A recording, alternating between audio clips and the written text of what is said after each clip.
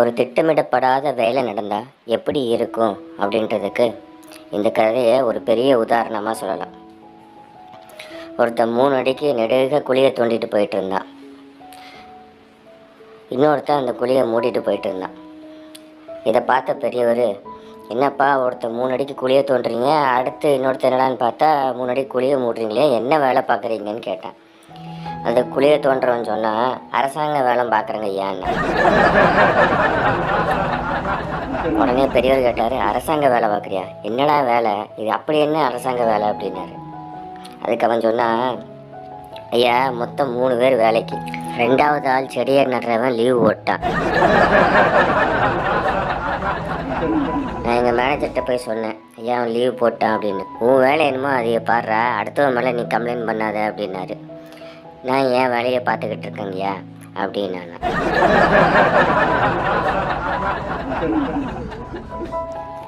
ஒரு அம்மா தன் பிள்ளைய எழுப்பிச்சான், எந்திரிடா காலேஜுக்கு போ நேரமாகுது அப்படின்ட்டு. அப்போ அந்த பையன் இழுத்து போத்திட்டு மறுபடியும் தூங்கினானா. மறுபடியும் அந்த அம்மா விடலை. எந்திரிடா மணியாச்சு, காலேஜுக்கு போகணும், ஏன் இப்படி தூங்கிட்டு இருக்கிற அப்படின்ட்டு. அவன் எந்திரிச்சிட்டேன், என்னம்மா நீங்கள் அப்படின்னு சொல்லிட்டு முணங்கிட்டே எந்திரிச்சானா. எந்திரிச்சோடனே இந்த அம்மா கோவம் வந்துட்டுது. ஏன்டா காலேஜுக்கு போக மாட்டேங்கிற, ஏன் இந்த மாதிரி அடம் பிடிக்கிற அப்படின்னு. காலேஜுக்கு ஏன் போக மாட்டேங்கிற, 2 காரணத்தை சொல்லு அப்படின்னு. அப்போ அவன் சொன்னான்னா, அங்கே இருக்கிற வாத்தியார்களுக்கு என்ன பிடிக்கல, அங்கே இருக்கிற பசங்களுக்கு என்ன பிடிக்கலம்மா, நான் எதுக்குமா அந்த காலேஜ் போகணும்னு சொல்லிட்டு மறுபடியும் படுத்து தூங்கிட்டேன். இந்த அம்மா அப்பவும் விடல.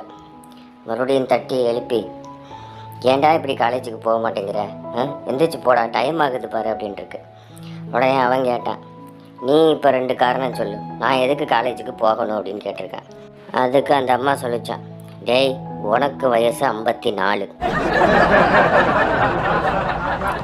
நீ தான் அந்த காலேஜோட பிரின்சிபல், அதனால் நீ கட்டாயம் காலேஜுக்கு போகணும்னுச்சான். கோயம்புத்தூரில் ட்ரெயின் புறப்பட்டது. கடைசி நேரத்தில் ஒருத்தர் ஓடி ஏறினான். ஏறிட்டு பக்கத்தில் உள்ளவன்கிட்ட சொன்னான், ஐயா நான் செத்தப்பட தூங்கிக்கிறேன், மதுரை வந்தால் என்னை எழுப்பிடுங்க அப்படின்னா. பக்கத்தில் இருந்த ஆள் சொன்னார், உன்னை தட்டி எழுப்பணுமாப்பா அப்படின்னாரு. ஆமாங்கய்யா தட்டி எழுப்பணுங்க அப்படின்னா. சரி நீ தட்டி எந்திரிக்கலைன்னா என்ன பண்ணணும்னு சொல்லி கேட்டார். தட்டியும் நான் எந்திரிக்கலைன்னா கொஞ்சம் வேகமாக தட்டுங்க அப்படின்னு. சரிப்பா நான் வேகமாகவும் தட்டுறேன், அப்போவும் நீ எந்திரிக்கலைன்னா என்ன பண்ணுறது அப்படின்னு. ஐயா நீங்கள் ஒன்றும் பண்ண வேண்டாம், என்னை அப்படியே தாத்தரன்னு காலை பிடிச்சி இழுத்துட்டு மதுரையில் இழுத்து போட்டுருங்க, நான் மதுரையிலேருந்து எந்திரிச்சு ஒரு முக்கியமான கல்யாணத்துக்கு போகணுங்கய்யா, நான் போய்க்கிறேன் அப்படின்னா. சரிப்பா நீ படுத்துக்கோன்ட்டார். படுத்தோடனே ட்ரெயின் நேராக கன்னியாகுமரி போயிடுச்சு. கன்னியாகுமரியில் 2 பேரும் எந்திரிக்கிறாங்க. எந்திரிச்சோடனே உனக்கு சரியான கோபம் வந்துட்டுது. ஏயா நீ நான் மதுரையிலேயே எழுப்பட சொன்னே, இப்படியே நீ அநியாயமாக தூங்குட்டின்னு சொல்லி கற்றுன்னு கத்துறான். அப்போ இந்த ஆள் பதிலே பேசல, அப்படியே யோசனை பண்ணிக்கிட்டே இருந்தான். ஏன் என்னாச்சு, எதுக்காக யோசனை பண்ணுற அப்படின்னா. அது வேற ஒன்றும் இல்லை, எழுப்பாத நீயே இவ்வளோ தூரம் யோசிக்கிற அப்படின்னா, ஒருத்தனை காலை பிடிச்சி தரன்னு எடுத்துகிட்டு மதுரையில் தூக்கி போட்டேன், அவன் என்னை எவ்வளோ தூரம் திட்டுவான்னு யோசனை பண்ணி பார்த்தேன்.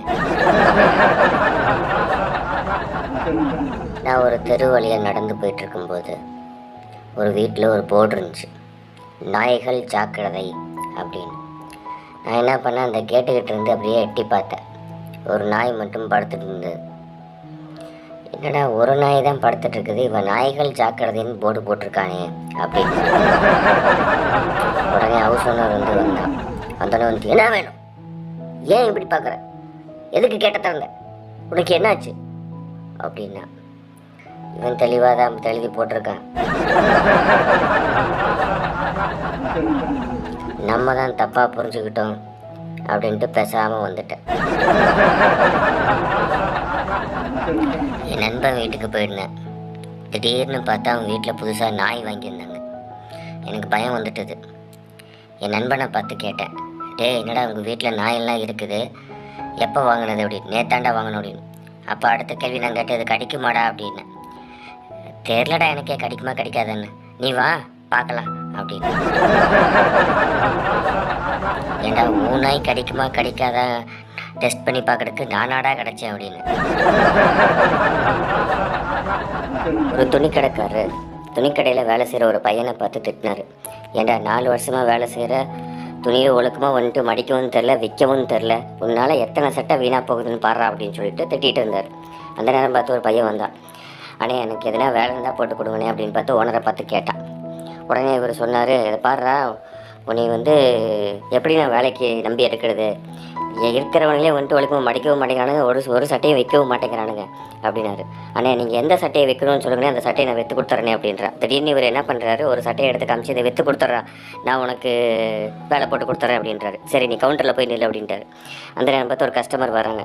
இவ அண்ணே ஒவ்வொரு சட்டையாக காமிச்சிட்டு இவர் கொடுத்த சட்டையை எடுத்து காமிக்கிறா. அண்ணே இந்த சட்டையை எடுத்துக்கங்கண்ணே, விலை பார்த்திங்கன்னா 400 ரூபா தானே அப்படின்னு சொல்லி, இந்த சட்டையை எடுத்திங்கன்னா உங்களுக்கு ஒரு ஃபேண்ட்டு ஃப்ரீனே அப்படின்றான்.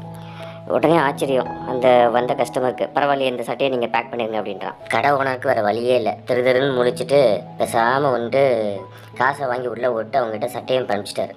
அனுப்பிச்சோன்னே இந்த பையனை கூப்பிட்டு, ஏன்டா டேய் உன்னை ஒரு சட்டை வைக்க சொன்னால் ஏதாம்மா பேண்ட்டை கொடுத்துக்கிட்டு இருக்கிற, எதுக்கடா இப்போ பேண்ட்டை கொடுத்தேன், இப்படியே போயிட்டு இருந்தேன், கடை நட்டத்தில் தான் போய் உட்காரணும் அப்படின்னு ஒரு ஓடு ஓட்டார். உடனே அவன் சொன்னான், சார் இதை பாருங்கள், சட்டை உங்களுக்கு, நீங்கள் விற்க சொன்னீங்க விற்றுட்டேன், பேண்ட்டு என்னது இதை பாருங்க, நான் டவுசரோட ரெண்ட் இருக்கேன் அப்படின்னு சொல்லி அவங்க அமிச்சானா. அட ஓனருக்கே ஆச்சரியம், இப்படி ஒரு சேல்ஸ்மேனான்ட்டு. ஒருத்தன் டாக்டர்கிட்ட புலம்புனா, ஐயோ டாக்டரு நீ சொன்னேன்னு சொல்லி நான் ஒவ்வொரு விஷயத்தையும் ரசித்து பாராட்டணும்னு சொன்னேன், நானும் அதே மாதிரி செஞ்சேன், அதனால் என் வீட்டுக்காரிக்கு எனக்கு கடுமையான சண்டை வந்துட்டுது அப்படின்னா. நீ என்னத்தையா ரசித்த அப்படின்னு சொல்லி டாக்டர் கேட்டார். இவன் சொன்னால், என் முன்னாடி வேலைக்காரி கூட்டிகிட்டு இருந்துச்சு, நான் அது கட்டியிருக்கிற புடவையும் டிசைனு அழகாக இருக்குதுன்னு உத்து பார்த்தேன், என் பொண்டாட்டிக்கு உடனே கோவம் வந்துட்டுது, என்னையே அவளை உத்து பார்த்துன்னுக்கிறேன் அப்படின்னு சொல்லிட்டு. அப்போ நான் சொன்னேன், நீ சும்மா ரெடி, அவங்க கட்டியிருக்கிற சேலை பற்றியா எவ்வளோ சூப்பராக இருக்குது, டிசைன்லாம் ரொம்ப அழகாக இருக்குது அப்படின்னு பெருமையாக எடுத்து சொல்லிட்டு இருந்தேன். உடனே வீட்டுக்காரிக்கு ரொம்ப கோவம் வந்துட்டுது, பத்திரகாளியாக மாறிட்டேன். ஐயா அந்த புடவையை நான் 2 வருஷமாக கட்டிகிட்டு இருந்தேன், நீ ஒரு நாளும் இப்படி உத்து பார்த்து ரசனையை ரசித்து சொன்னதே கிடையாது, ஏன் நேத்தான் வேலைக்காரிக்கு கொடுத்தேன், உடனே இன்னைக்கு புகழாரம் பண்ண ஆரம்பிச்சிட்டேன் அப்படின்னு சொல்லி திட்டுறக்க ஆரம்பிச்சிட்டாயா, சண்டை பெருசாகிட்டுது அப்படின்னு டாக்டர்கிட்ட புலம்புனால.